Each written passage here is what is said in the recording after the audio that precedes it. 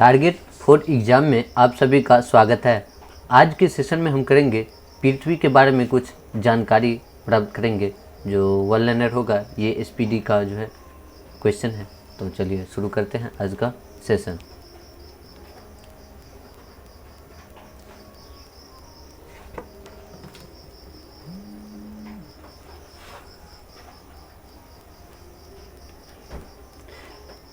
पृथ्वी का विषुवतीय व्यास, तो पृथ्वी का विषुवतीय व्यास कितना होता है? तो 12,756 किलोमीटर होता है। कितना होता है? 12,756 किलोमीटर जो होता है विषुवतीय व्यास होता है।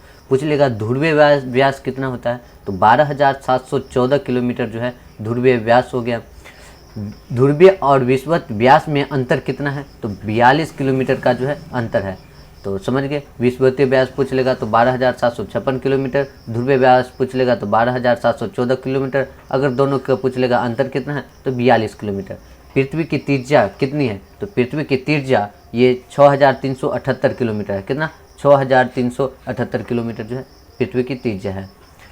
पृथ्वी का द्रव्यमान, तो पृथ्वी का द्रव्यमान कितना है? 5.972 × 10 की पावर 24 kg होता है। कितना? 5.972 × 10 की पावर 24 kg जो है इसका द्रव्यमान है। सर्वप्रथम पृथ्वी की त्रिज्या को मापी थी, तो सबसे पहले जो है पृथ्वी त्रिज्या को मापा था कौन? एरेटोस्थेनीज जो है सबसे पहले पृथ्वी की त्रिज्या को मापा था। पृथ्वी का औसत घनत्व कितना है? तो पृथ्वी का औसत घनत्व कितना है? तो 5.5 ग्राम सेंटीमीटर क्यूब। कितना? 5.5 ग्राम पर सेंटीमीटर क्यूब जो है इसका औसत घनत्व है। पृथ्वी गति करती है, तो पृथ्वी जो है किस दिशा में गति करती है? तो ये पश्चिम से पूर्व की ओर जो है ये गति करती है। किधर? पश्चिम से पूर्व की ओर। पृथ्वी का अक्ष पर घूमना, तो पृथ्वी का अक्ष पर घूमना क्या कहलाता है? यह घूर्णन या परिभ्रमण क्या कहलाता है? पृथ्वी अक्ष पर घूमना ये घूर्णन कहलाता है या परिभ्रमण कहलाता है।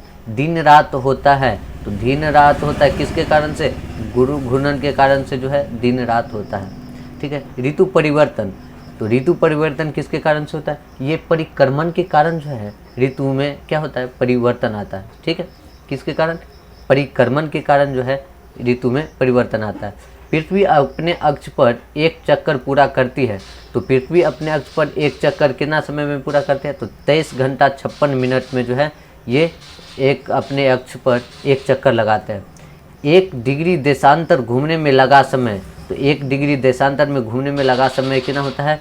4 मिनट होता है। कितना होता है? 4 मिनट होता है। कितना होता है? 4 मिनट होता है 1 डिग्री। पृथ्वी अपनी धुरी पर झुकी हुई है, तो पृथ्वी अपनी धुरी पर कितना झुकी हुई है? 23.5 डिग्री। कितना? 23.5 डिग्री जो है पृथ्वी धुरी झुकी हुई है। पृथ्वी के भूपट्टी में प्रचुर मात्रा में उपलब्ध तत्व, तो ऑक्सीजन कितना परसेंट है? तो 46.80% जो है ऑक्सीजन है। सिलिकॉन 27.72% है। एल्यूमिनियम 8.13% है। पृथ्वी गोल है कहा था, तो किसने कहा था पृथ्वी गोल है? तो ये पाइथागोरस ने कहा था कि पृथ्वी जो है ये गोल है। पृथ्वी के नीचे का द्रवीभूत सेल क्या कहलाता है? तो पृथ्वी के नीचे का द्रवीभूत सेल कहलाता है मैग्मा कहलाता है। क्या कहलाता है? मैग्मा कहलाता है। पृथ्वी तथा सूर्य के मध्य अधिकतम दूरी जो है 4 जुलाई को होता है। क्या? 4 जुलाई को होता है। किसके समय? अपसौर के द्रव्यमान जो होता है ये 4 जुलाई को सबसे अधिकतम दूरी होती है पृथ्वी और सूर्य के बीच। पृथ्वी तथा सूर्य के मध्यम न्यूनतम दूरी, मतलब सबसे कम दूरी जो होता है 3 जनवरी को होता है उपसौर के दरम्यान। सबसे ज़्यादा पूछ लेगा तो 4 जुलाई को, सबसे कम तो 3 जनवरी को होता है। सबसे पूछ लेगा अधिकतम दूरी किसके दरम्यान होता है? तो अपसौर जब होता है तो क्या होता है?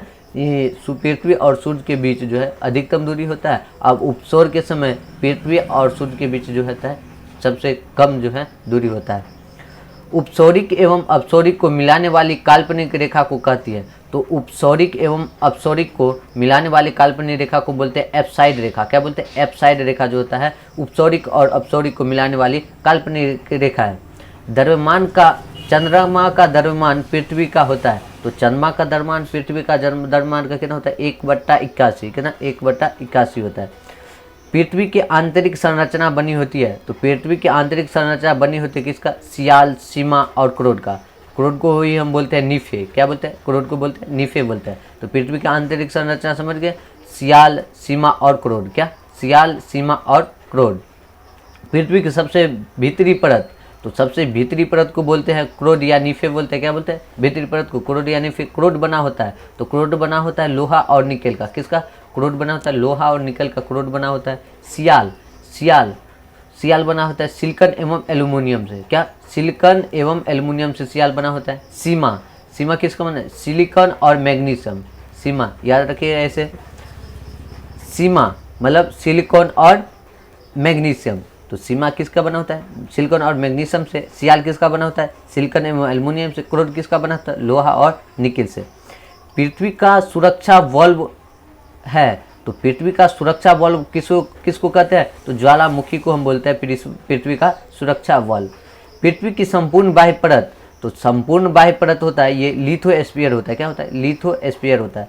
बाह्य परत का ऊपरी भाग, तो बाह्य परत का ऊपरी भाग को हम बोलते हैं एस्थेनोस्फीयर। क्या बोलते हैं? एस्थेनोस्फीयर बोलते हैं।